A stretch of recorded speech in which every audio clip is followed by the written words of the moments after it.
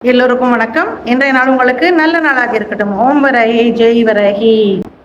வராகி நவராத்திரியோட முதல் 3 நாட்கள் நாம் வராகியை எப்படி வழிபட வேண்டும் அப்படிங்கிறத பற்றி தான் இந்த காணொளி.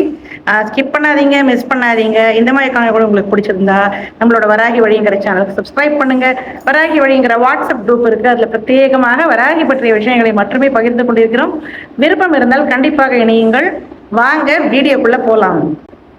ஜூலை 15 முதல் 23ஆம் தேதி வரை 2026 வருடம் வராகி நவராத்திரி கொண்டாடி கொண்டிருக்கிறோம்.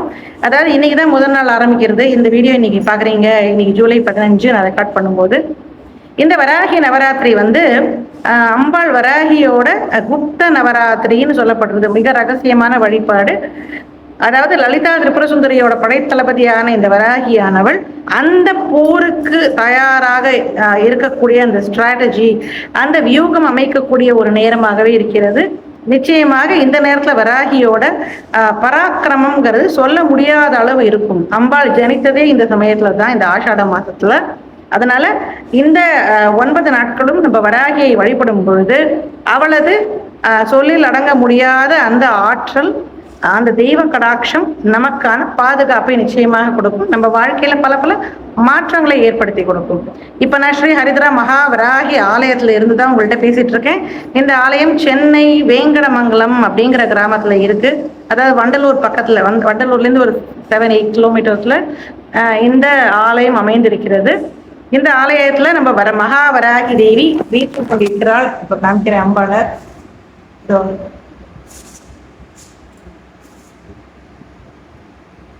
இங்க அம்பாள் அத்தி மரத்தால் செய்யப்பட்டிருக்கிறாள். இங்க அம்பாள் 5.5 அடிக்கு அத்தி மரத்தால் செய்த வராகியாகவே காட்சிப்படுத்திக் கொண்டிருக்கிறாள். இப்ப அம்பாளுக்கு அலங்காரங்கள்லாம் நான் செய்ய போறேன். இன்னைக்கு வராகி நவராத்திரி இல்லையா?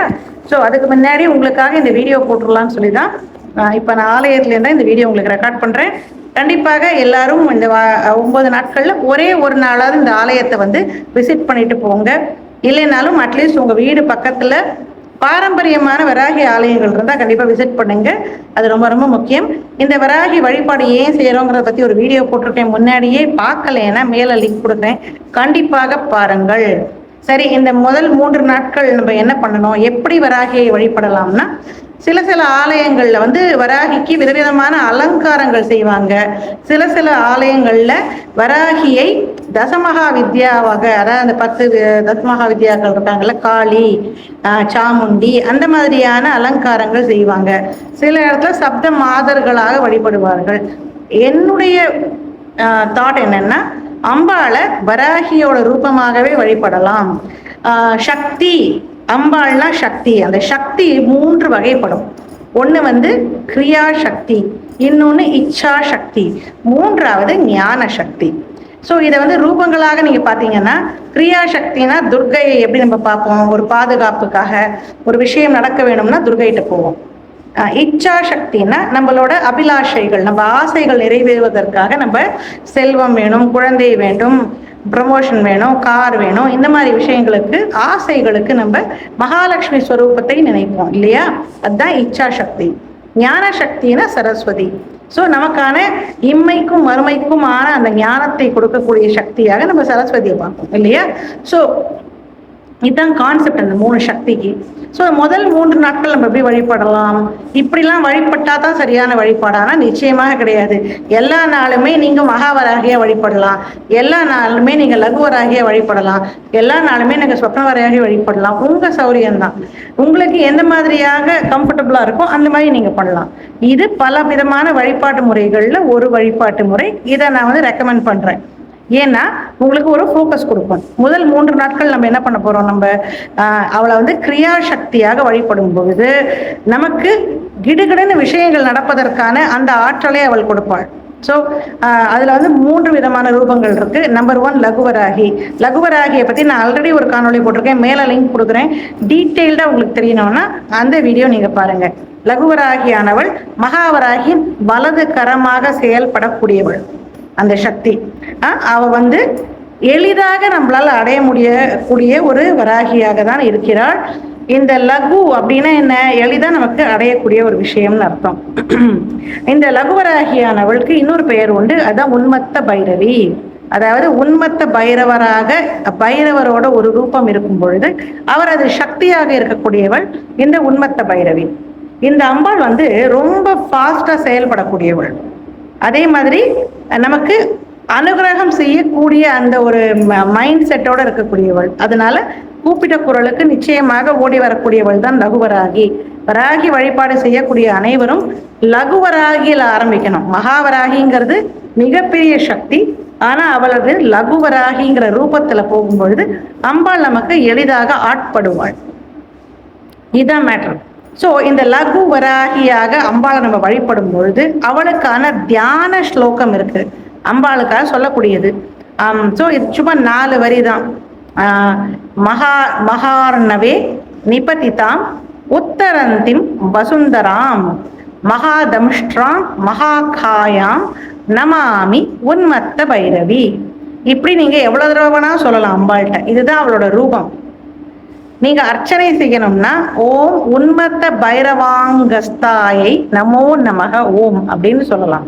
இல்ல ஓம் லகு வாராகியை நமக அப்படி சொல்லலாம். அம்பாளுக்கான நெய்வேத்தியம்னு பார்த்தா நவராத்திரி ஆரம்பிக்கிற முதல் நாளுங்கிறதுனால கண்டிப்பாக ஏதாவது இனிப்பு நெய்வேத்தியம் பண்ணுங்க. பாயசம், பருப்பு பாயசம் அம்பாளுக்கு ரொம்ப பிடிக்கும். அதே போல சக்கரை பொங்கல் பண்ணலாம். இல்லைன்னா எது பண்ணாலுமே முடிஞ்ச வரைக்கும் வெல்லம், நாட்டு சர்க்கரை, பனம் வெல்லம், பனக்கல்கண்டு, இந்த மாதிரி கருப்பட்டி, இந்த மாதிரி விஷயங்களை யூஸ் பண்ணும்பொழுது சர்க்கரையை விட அம்பாளுக்கு இது ரொம்ப பிடிக்கும். ஸோ அம்பாளுக்கான நெய்வேத்தியம் சொல்லியாச்சு, அம்பாளுக்கான மந்திரம் சொல்லியாச்சு. முதல் 3 நாட்களுமே அம்பாளை வந்து சிகப்பு கலர் மலர்களால் நீங்கள் அர்ச்சனை பண்ணலாம். அதாவது செம்பருத்தி, செவ்வரளி, இது ரெண்டுமே வந்து ரொம்ப உகந்தது. அதே போல் வேற ஏதாவது சிகப்பு மலர் கிடைச்சாலும் நீங்கள் யூஸ் பண்ணலாம். ரெட் ரோஸ் அந்த மாதிரி பண்ணலாம் நீங்கள். ஸோ எவ்வளோ தடவை மந்திரம் சொல்லணும்னா 108 தடவை சொல்லுங்கள் கண்டிப்பாக. அதுதான் விஷயம். ஸோ இந்த ஃபர்ஸ்ட் நாள் விஷயத்தை நீங்கள் பண்ணுங்கள். நாளைக்கு நான் வந்து இன்னும் மற்ற 2 ரூபங்கள் போடுறேன். அதாவது நவராத்திரி 2ஆம் நாள் அம்பாள் கிராதவராகியாகவும் 3வது நாள் அம்பாளை வந்து அஸ்திரவராகியாகவும் வழிபடலாம். அதை பற்றின வீடியோ நான் நாளைக்கு போடுறேன். லகு வராகிட்ட நம்ம என்ன கேட்கணும்னா, நம்பர் 1 அந்த தெய்வ கடாட்சத்தை நமக்கு உடனடியாக அருளக்கூடியவள்ங்கிறதுனால கண்டிப்பாக அதை கேளுங்க அம்பாள்கிட்ட. உங்களுக்கு உடனடியாக நடக்க வேண்டிய விஷயங்கள் இருந்தால் அம்பாள்கிட்ட அந்த பிரார்த்தனையை கண்டிப்பாக வைங்க. இப்படித்தான் செய்யணும்னு அம்பாள்கிட்ட சொல்லக்கூடாது. ஸோ நீங்கள் பண்ணுற ரெக்வஸ்ட் வந்து கொஞ்சம் ப்ராடாக வைங்க. அம்மா என் வாழ்க்கையில் மன நிம்மதி கொடு, சந்தோஷம் கொடு, எனக்கு நல்லபடியான ஒரு வேலையை கொடுன்னு சொல்லுங்கள். இதுதான் வேணும்னு அம்பாள்கிட்ட கேட்காதீங்க எப்பயுமே. ஏன்னா நம்மளை விட அம்பாளுக்கு சரியான வழிங்கிறது நிச்சயமாக தெரியும். ஸோ முதல் 3 நாட்களும் நம்ம அம்பாளை கிரியாசக்தியாக வழிபட போகிறோம். அதில் முதல் நாள் லகு வராகியாக வழிபடுகிறோம். உங்களுக்கான மந்திரம் சொல்லியாச்சு, நெய்வேத்தியம் சொல்லியாச்சு, பூக்கள் சொல்லியாச்சு. அதே போல் பொதுவாக நம்ம பண்ண வேண்டியது என்னென்னா, ஒரு மண் விளக்கு ஏற்றி அதில் நல்லெண்ணெய் போடணும். நல்லெண்ணெய் போட்டோ இல்லை நெய் போட்டோ நீங்கள் மண் விளக்கு ஏற்றலாம். அம்பாள்கிட்ட மண் விளக்கு ஏற்றுங்கோ. கலசம் வச்சுருக்கீங்கன்னா அந்த இடத்துல தான் நம்ம இதை பண்ண போகிறோம் எல்லாத்தையுமே. ஸோ அது இன்னும் சூப்பராக இருக்கும். தினம் வந்து ஃப்ரெஷ் ஃப்ளவர் மட்டும் போடுங்கோ. அம்பாளுக்கு நல்ல மலர்கள் வந்து ஃப்ரெஷ்ஷாக போடுங்கோ. பழைய மலர்கள் இருந்து அந்த இடத்துலேருந்து எடுத்துடுங்கோ. அதே மாதிரி ரொம்ப தூய்மையாக வச்சுக்கும் பொழுது அந்த இடத்துல தெய்வ சக்திங்கிறது நிறையா இருக்கும். முடிஞ்சால் அரிசி மாவில் குட்டியாக ஒரு கோலம் போட்டுட்டு அதுக்கு மேலே மனை வச்சு அதுக்கு மேலே மற்ற விஷயங்கள்லாம் பண்ணுங்கள். மற்றபடி பூஜை விஷயங்கள் எல்லாமே வந்து நம்ம யூஸ்வலி பேசுகிற மாதிரி தான். கண்டிப்பாக விளக்கேற்றுங்கோ, அம்பாளுக்கு பூஜை பண்ணுங்கோ. இன்னொரு விஷயம், இந்த கிரியாசக்தியாக அம்பாளை நம்ம வழிபடும் பொழுது நீங்கள் வராகி மாலை கண்டிப்பாக படிக்கலாம். தினம் 2 முறையாவது வராகி கவச்சம் சொல்லுங்கோ. அதாவது லலிதா திரிபுரசுந்தரியோட சேனை வந்து அதுக்கு சேனாதிபதியாக இருக்கக்கூடிய இந்த வராகி நமக்கான வாழ்க்கையின் நெறிமுறைப்படுத்தக்கூடியவள், அதாவது ஸ்ட்ராட்டஜைஸ் பண்ணக்கூடியவள்.